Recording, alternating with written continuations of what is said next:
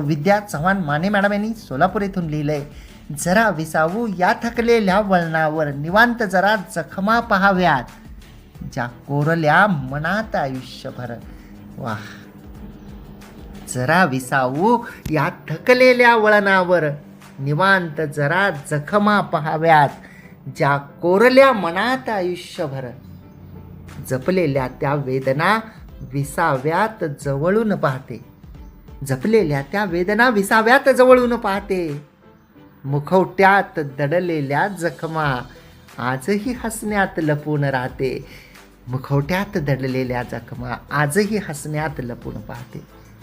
तर ज्या आयुष्यभर मनामध्ये कोरलेल्या जखमा आहेत, त्याच्या वेदना आपल्याला होत असतात, परंतु आपण त्याच्याकडं दुर्लक्ष करतो.